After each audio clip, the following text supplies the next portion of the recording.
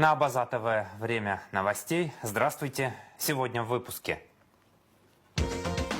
Основанная по инициативе Нестора Лакоба, в селе Мук прошли торжества по случаю столетия школы имени Георгия Чачба. От их работы будут зависеть здоровье и жизнь граждан и гостей Абхазии. Готовность к летнему сезону обсудили в ходе расширенного межведомственного совещания в МВД республики. Его имя связывают с культурным возрождением Абхазии. В Абхазском госуниверситете состоялся круглый стол, посвященный 110-летию со дня рождения Михаила Бгашба.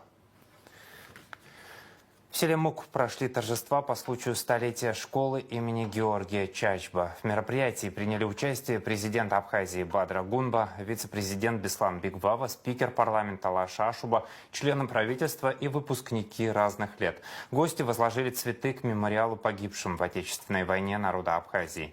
Для участников торжества была организована праздничная программа. На мероприятии побывала и наша съемочная группа. Подробности в репортаже Заура Кварчи. Село Мук, сердце Абжуйской Абхазии, отметило столетие средней школы. Поздравить жителей села с юбилеем учебного заведения приехали президент республики Бадра Гунба, вице-президент Беслан Бигвава, спикер парламента Алаш Ашуба, депутаты, члены правительства, а также выпускники разных лет. Перед началом торжественной части собравшиеся возложили цветы к мемориалу в честь уроженцев Мук, павших на полях Отечественной войны народа Абхазии.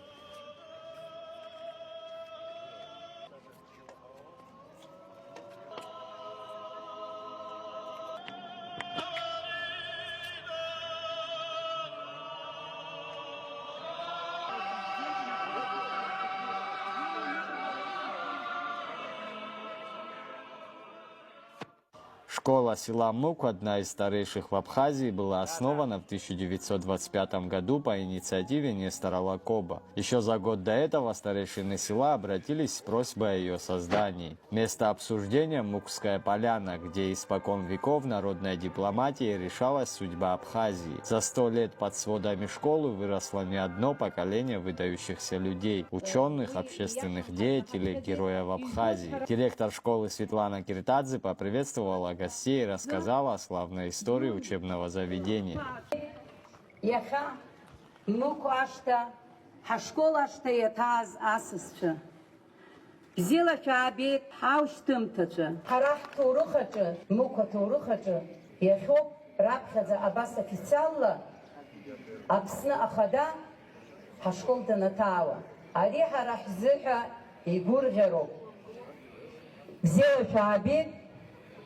Бадра Зурабипа, Хюстроги, Шерги, Хаштача, Шбара, Хайгургой. Славную историю школы и всего села отметил в своем выступлении президент Бадра Гунба. Он поздравил сельчан с юбилеем и заверил, что школа получит всестороннюю поддержку со стороны государства.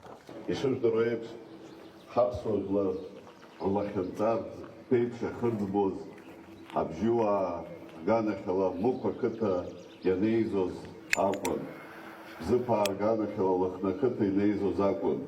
Хомпада атакытака ацагдузмо, торых дузмо. Ехапе хажлари прханы язго азтара пахырдбоз тыпны и все тыпны языку. Аганкара ганахала парти нукзалаги. Абвипара парейта адырастара парзы хотала ацклапшта захуд. Ганахала хазгала шоко ждырывстаху. Со сцены звучали поздравления от гостей и выпускников, теплые слова в адрес педагогов и всех, кто связан с историей школы.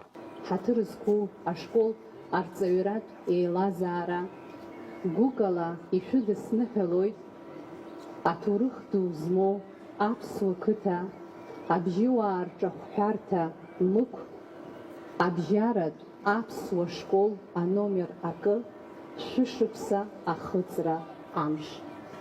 Хымԥада ари аԥсуа жәлар ҳзы даара акрызҵазкуа ныҳәоуп.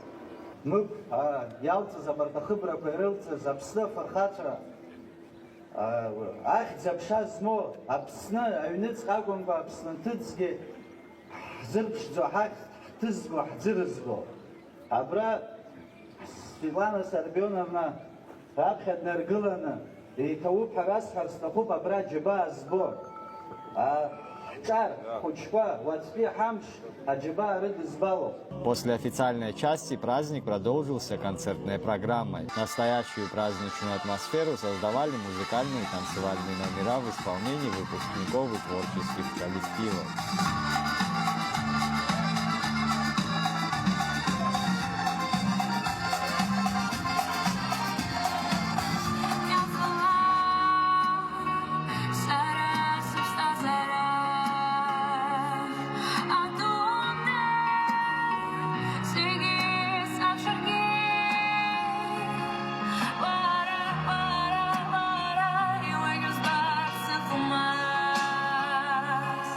Столетие школы стало значимым событием не только для села, но и для всей Обжуйской Абхазии. Юбилей напомнил о важности сохранения традиций, уважения к истории и поддержки системы образования.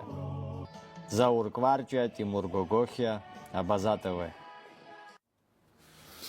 Бадра Гунба проинспектировал ход восстановительных работ в домах на улицах Лакоба и Званба в Сухуме, пострадавших от урагана. Как сообщает «Спутник Абхазия», дом на улице Лакоба временно накрыли шифером.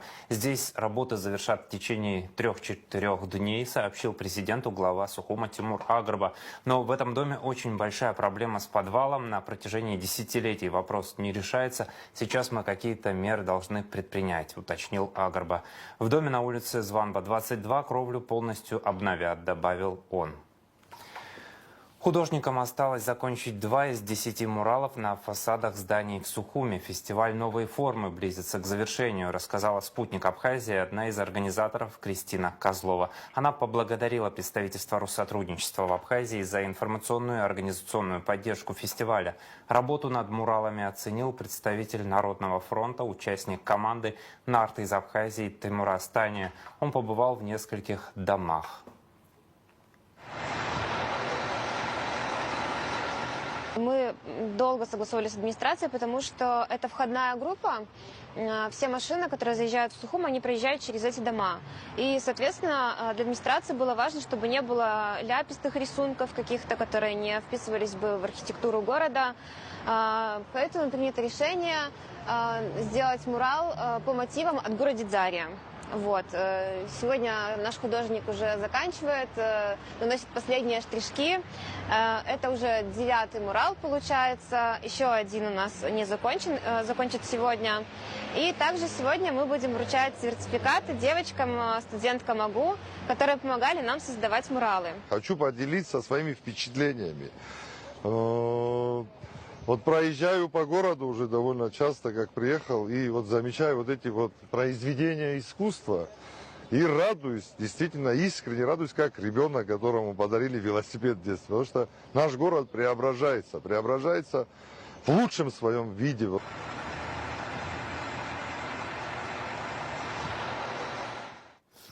Это было видео с ресурса «Спутник Абхазия». Готовность к летнему сезону обсудили в ходе расширенного межведомственного совещания МВД Абхазии. Требования к обустройству пляжных территорий, эксплуатации водного транспорта, организация движения транспорта в летний сезон, закрытие несанкционированных переездов через железную дорогу. Эти и другие вопросы обсудили руководители МВД, МЧС, СГБ, Погрануправления ФСБ России в Абхазии, а также представители районных администраций и подразделений МВД. Подробнее Надежда Боровикова.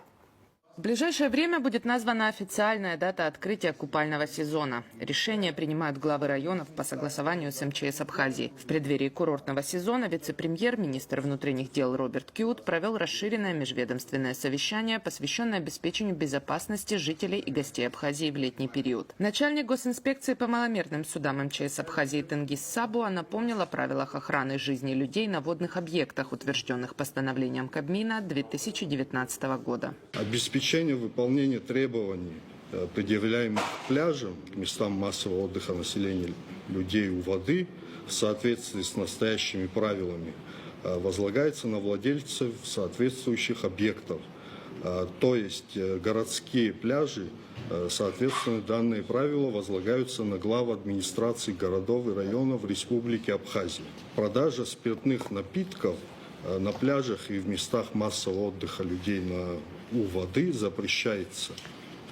Это может быть для кого-то новшество, но в этих правилах от 2019 года все прописано.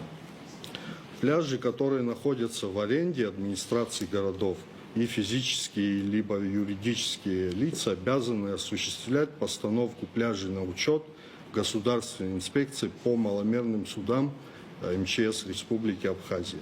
За 5 лет на водных объектах в Абхазии погибло 56 человек. Основная причина – неготовность пляжей к безопасному отдыху граждан. Из 20 зарегистрированных пляжей ежегодно только 8 полностью пригодны к приему гостей. С 2022 года действуют новые штрафы за нарушение требований к пляжам от 9 до 12 тысяч рублей. Основных требований 5. Это подводные работы по очистке дна, установка сигнальных мачт, разрешающих или запрещающих купание, ограничительных буев для людей и транспорта, а также наличие вышки со спасателями. На каждом пляже минимум 100 метров влево и вправо должен быть спасательный пост. То есть спасательная вышка с сертифицированными матросами-спасателями, хотя бы 3 человека на данную территорию. Второе. Обозначить границы заплыва в местах купания. То есть должны быть ограничительные буи. Ограничительные буи между собой ставятся 25 метров, от берега около 30 метров. То есть это зона купания людей. Маломерные суда, либо остальные корабли, катера, чтобы подходили к берегу, у них должна быть техническая зона. То есть дорожка, по которой они могут пройтись, не задевая людей, которые купаются в море. Хуже всего безопасность на воде в предыдущие годы была организована на пляжах Гагарского района, подчеркнул Тенгиз Сабуа. Пляжи Сухума, Гулрыбша и Ачамчира выполнили все условия МЧС, кроме вышек со спасателями. Страна испытывает нехватку специалистов в этой сфере. Заместитель главы администрации Гагарского района Тимур Ампар отметил, что в этом году ожидается рост турпотока. Район активно готовится, и все недочеты будут устранены. Касаемо подготовки пляжей в прибрежной части, это Цендрив, Шкагра, я доведу до руководства все необходимые мероприятия, которые нужно будет провести. Соответственно, администрация всегда тесно сотрудничает и со всеми службами, и с органами обеспечения безопасности. То есть все недочеты будут исправляться своевременно. И я думаю, мы сумеем принять в этом году и достойно обеспечить отдых туристов, которые посетят наш район. В прошлом году погрануправление ФСБ России в Абхазии зафиксировало 38 нарушений правил пограничного режима на море, из них 29 в период курортного сезона. Нарушители оштрафованы на общую сумму 111 тысяч рублей. Всего на учете у нас в подразделениях береговой охраны состоит 815 маломерных судов, из которых с повышенными скоростными характеристиками, то есть с мощностью двигателя от 100 лошадиных сил и выше, 285 судов. Владельцами маломерных судов в период курортного сезона допускаются нарушения пограничного законодательства, связанные с выходом в море без уведомления пограничных органов и выходом на удаление более 2 морских миль.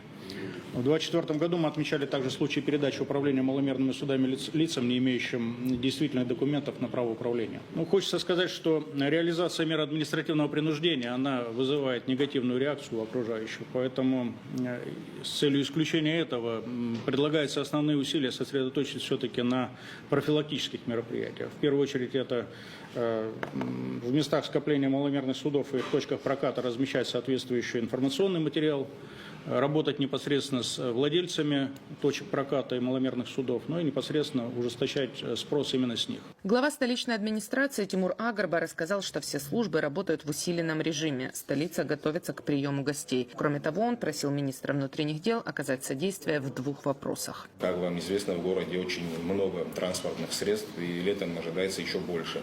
Значит, совместно с УВД, с ГАИ города Сухумы вопросы прорабатывали. Допустим, штрафовать людей там, где нет ни разметки, ни парковочных мест, не представляется возможным. Поэтому сейчас в течение месяца мы собираемся нанести разметку на всей центральной части города Сухум с парковочными местами.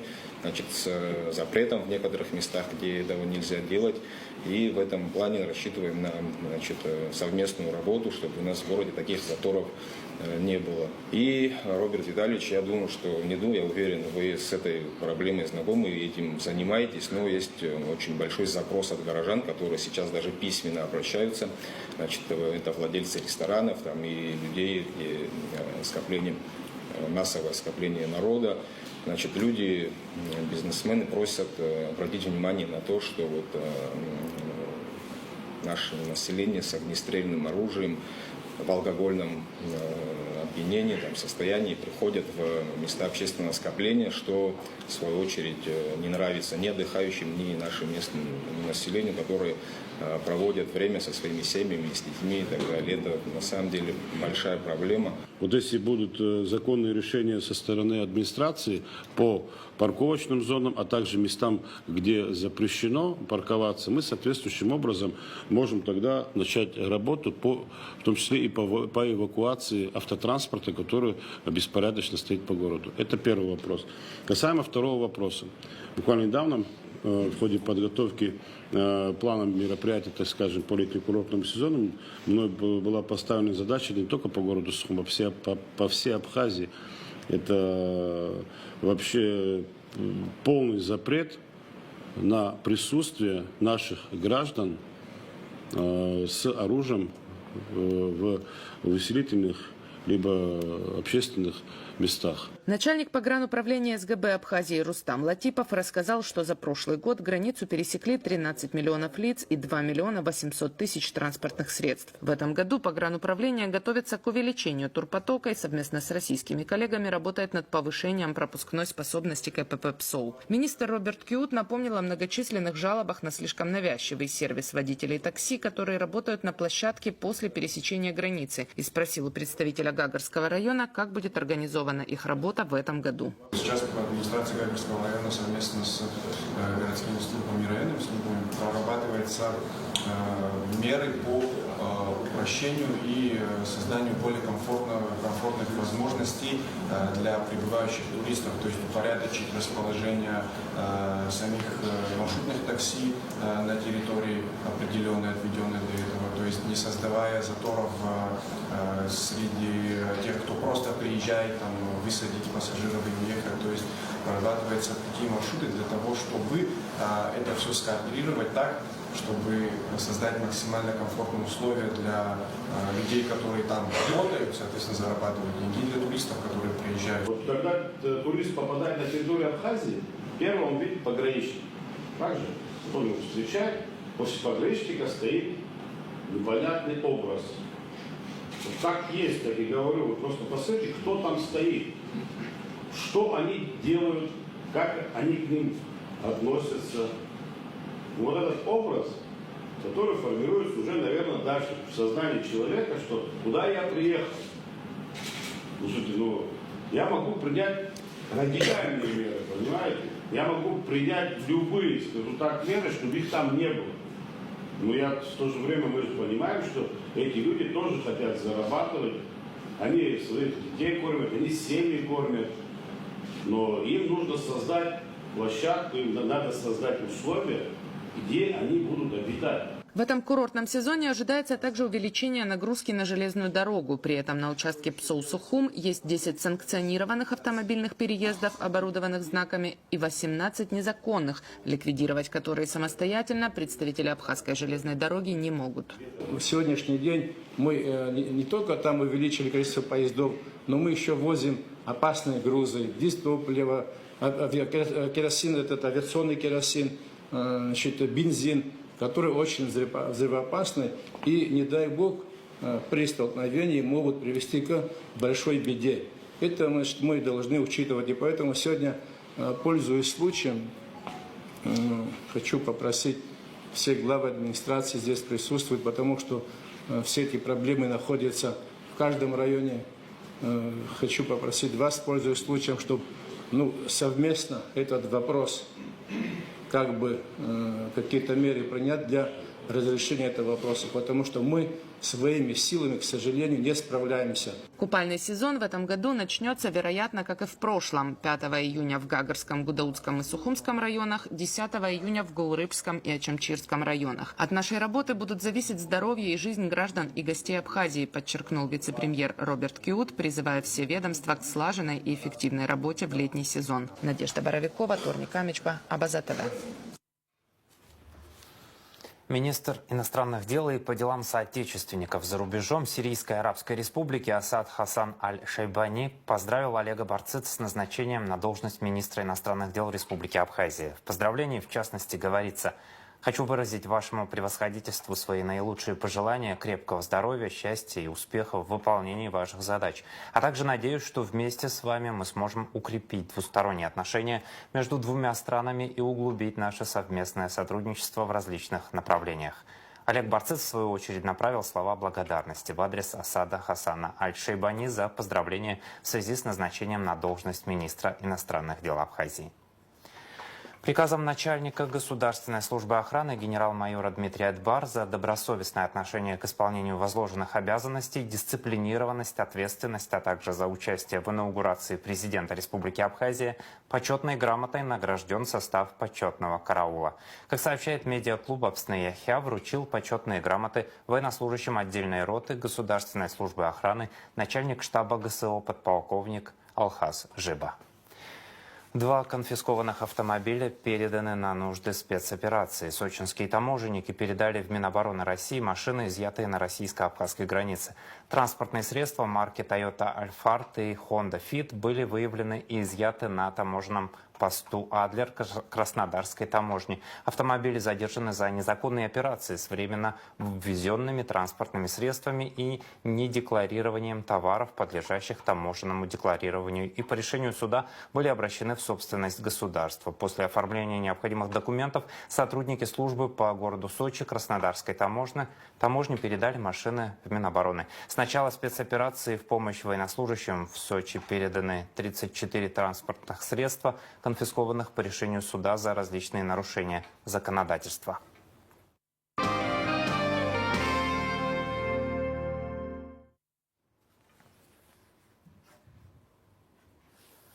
«110 лет назад родился Михаил Бгашба, советский государственный и политический деятель, оказавший огромное влияние на общественное, культурное и научное развитие Абхазии. В Абхазском государственном университете состоялся круглый стол, посвященный памяти Михаила Тимуровича. Подробности в репортаже Рады Чачава. Преемственная связь – это основа любого государства, сказала кандидат философских наук, доцент кафедры политологии и социологии Абхазского госуниверситета Далила Пилия, выступая на круглом столе, посвященном памяти видного государственного и политического деятеля, ученого и писателя, человека, внесшего неоценимый вклад в развитие нашей страны, Михаила Тимуровича Бгашба. Сегодня, 16 мая, минуло ровно 110 лет со дня рождения этого поистине удивительного человека, оставившего практически необъятное творческое и общественное наследие в истории Абхазии. Как рассказала Далила Пилия, в 1958 году Михаил Бгашба был избран секретарем обкома партии республики. Он занял этот ответственный и важный пост в крайне непростое время. Первый указ, который он издает, остановить налогообложение этнических абхазов. По всей Абхазии за 20 лет, естественно, не разрешалось то-то, то-то, то-то, то-то по отношению к абхазам. Вы знаете историю Абхазии хорошо. Он первым издал указ, начиная от села, заканчивая работниками обкома партии, чтобы все на руководящих постах были только этнические абхазы. После Второй мировой войны, после всех ужасов, ничего не было. Начинается строительство 3-4-этажных домов. Он сам ходил по всему городу и проверял, как идет строительство. Впервые в жизни поэты, писатели, художники получили от государства квартиры. Михаил Тимурович был большим патриотом, талантливым политиком, но прежде всего его имя связывают с культурным возрождением Абхазии, ведь он искренне переживал за сохранность и развитие именно сферы культуры и искусства. наш абхазский драмтеатр уже было решено в Тбилиси, должны были назвать именем Ильи Чевчевадзе.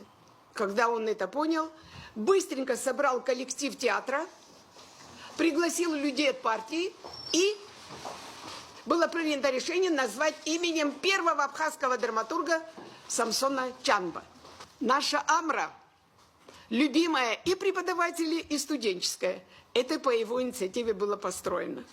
Михаил Бгашба был автором монографий, человеком искусства, науки, человеком, высоко чтящим богатое наследие своей родины, ее историю и культуру. Как рассказала Далила Пилия, именно благодаря ему во дворе Института ботаники был установлен памятник Нестору Лакоба. Появились всеми любимые культурные места и многое другое. На место, где был после Тбилиси отравленный и перевезен Нестор Лакоба, вы знаете из истории Абхазии, его выкопали, там целые проблемы были. Он первым велел построить у входа в Институт ботаники, ботанический сад, мы говорим, памятник, который сейчас стоит. Человек, который сделал так много для Абхазии, для абхазов. Мы очень надеемся, что администрация нашего города, нашей страны, политики, государственные деятели поддержат, хотя бы, чтобы появилась мемориальная доска, что в этом доме жил заслуженный такой-то человек. От строительства самых культовых мест, известных каждому жителю и гостю страны, до важных, справедливых политических решений. О неоценимом вкладе Михаила Бгашба в развитие Абхазии можно говорить долго. Ведь помимо всего перечисленного, всего, что он сделал для своей родины, Михаил Тимурович занимался наукой и выпустил несколько монографий. Его деятельность – это была деятельность человека, который был непосредственно связан с реабилитацией абхазского народа после тяжелейших репрессий, которые абхазский народ пережил. И человек, не будучи, в общем-то, зоологом в буквальном смысле, он сумел поднять вот этот пласт. И вот выходит его книга, которая называется «Арде наша хёд». И удивительно, значит, то, что, во-первых, выбор названий, и он дает почти 100 названий видов птиц на абхазском языке. Самое трудное, что было поднято им и разработано, это пласт, связанный с названием рыб. Потому что вышла еще одна книга Апсыцка, значит, которая была связана с переводом на абхазский язык названий рыб. Как отметил Роман Дбар, Михаил Бгашба внес значительный вклад в развитие абхазской науки. Он буквально закрывал существующие бреши, порой и не обладая всей полнотой данных или специализированными навыками. Он просто фактически закрывал бреши, которые существовали в культурно- и цивилизационном, значит, поле. Это был очень яркий человек, очень талантливый и понимавший многие тонкие аспекты того, как должен развиваться народ. На мероприятии, посвященном памяти Михаила Тимуровича Бгашба, с докладами также выступили директор Института ботаники Эдуард Губас, доктор филологических наук, заслуженный журналист Абхазии Екатерина Бебия и заместитель главы администрации столицы Автандил Сурманидзе. В выступлении он особо подчеркнул, что администрация полностью поддерживает идею установления памятной доски или бюста на доме Михаила Бгашба. Рада Чачава и Нала Гухава, Абаза ТВ. Олимпиада «Путь к вершинам» стартовала в Абхазском госуниверситете. Ежегодно Национальный университет проводит Олимпиаду, целью которой является развитие творческих способностей и интереса к научной деятельности у талантливой молодежи, популяризация научных знаний и создание условий для интеллектуального развития и поддержки одаренных школьников. Победители и призеры Олимпиады получают возможность быть рекомендованными к зачислению на бюджетное или платное отделение выбранного направления. Как отметила заместитель первого проректора госуниверситета Инга Арзенба со ссылкой на данные районных отделов образования, в 2025-м в Олимпиаде «Путь к вершинам» примут участие более 450 выпускников школ Абхазии. Перечень дисциплин, по которым проводится Олимпиада, представлен на сайте АГУ. С ним может ознакомиться любой желающий. специальностям для обучения на первом курсе, специальности химия и экология. Основная цель данной образовательной программы – подготовка высококвалифицированных специалистов в сфере образования и культуры, в органах санитарного, идеологического и потребительского контроля. А впервые в этом году на специальности международные отношения участники Олимпиады будут сдавать комплекс предметов по двум профильным дисциплинам – английский язык и история Абхазии. Победители Олимпиады будут определяться на основании рейтинговой таблицы среди тех участников Олимпиады, которые набрали не меньше 70% за выполненные олимпиадные задания. Чтобы зарегистрироваться и стать участником Олимпиады, необходимо предоставить паспорт, либо документ, удостоверяющий личность. Справку о том, что участник Олимпиады является выпускником школы. Но это только для тех участников, которые не прошли регистрацию в списках, предоставленных и сформированных районными отделами образования. Одновременно участники Олимпиады могут принимать участие в Олимпиаде по нескольким профильным предметам. С тем лишь условием, что профильные предметы сдаются в разные дни. Если же профильные предметы Олимпиады сдаются в один день, то участник Олимпиады вправе выбрать наиболее приоритетное для него направление подготовки специальности. А в Доме Москвы в Сухуми в преддверии Дня славянской письменности и культуры, который традиционно отмечается 24 мая, представительство Россотрудничества в Республике Абхазия провело викторину, посвященную этому празднику. Она включала вопросы на знание истории, зарождения славянской письменности и ее роли в развитии культуры России.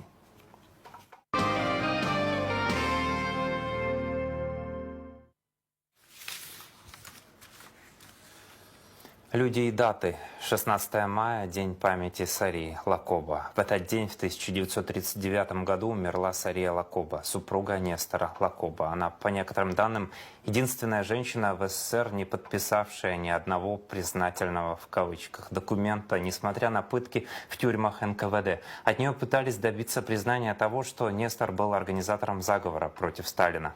Умерла от побоев и тифа в Артачальской тюрьме города Тбилиси. Место захоронения остается неизвестным. После выпуска новостей смотрите театрализованную постановку режиссера Джамбула Жордания «Вечер памяти Сарии Лакоба» из архива Абаза ТВ. Другие даты сегодняшнего дня. 16 мая 1942 года погиб старший лейтенант Владимир Харазия. В этот день в бою батарея под командованием Владимира Харазия отбила не одну танковую атаку немцев. Сам Харазия подбил 8 танков. За боевые заслуги он первым из абхазов был удостоен звания Героя Советского Союза посмертно. 16 мая 1944 года указом Президиума Верховного Совета СССР за образцовое выполнение боевых заданий и проявленную при этом отвагу и мужество Рождену Барцец было присвоено звание Героя Советского Союза.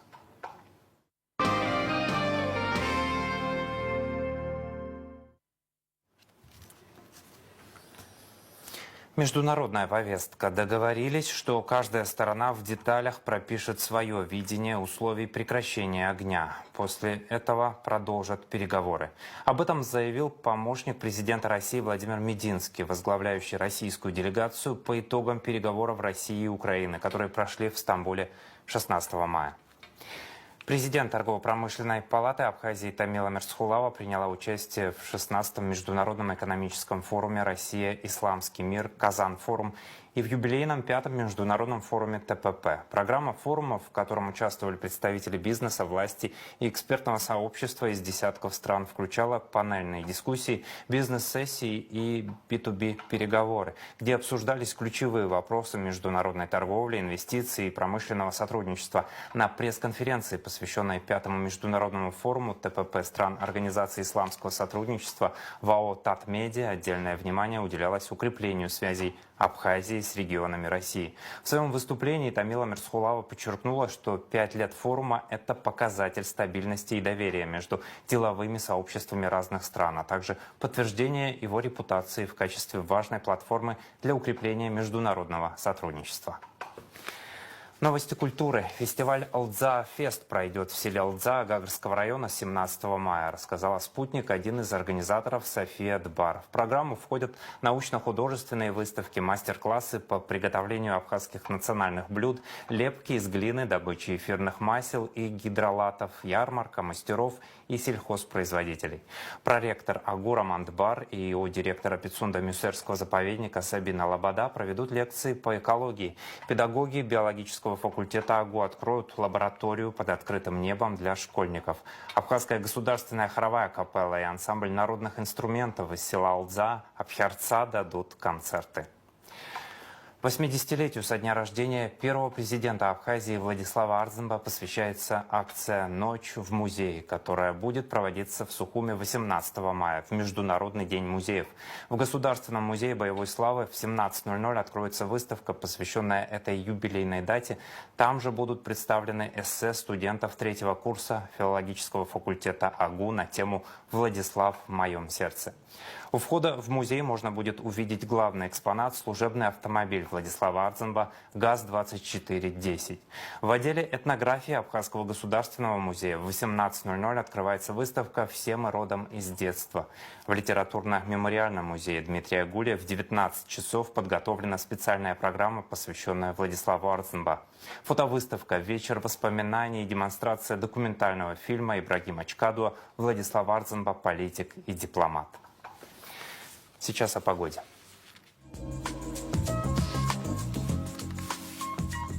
В выходные дни 17 и 18 мая в Абхазии ожидается облачная погода с прояснениями. В субботу без осадков. В ночь с субботы на воскресенье местами шквалистый ветер от 17 до 22 метров в секунду. Временами дождь разной интенсивности и продолжительности. Местами дождь с градом, гроза. Атмосферное давление нестабильное. Ветер умеренный, значительный. Температура воздуха ночью от 13 до 18, днем от 25 до 30 градусов. Температура морской воды 14 градусов. Волнение морской воды умеренное и значительное. Относительная влажность воздуха от 60 до 90%.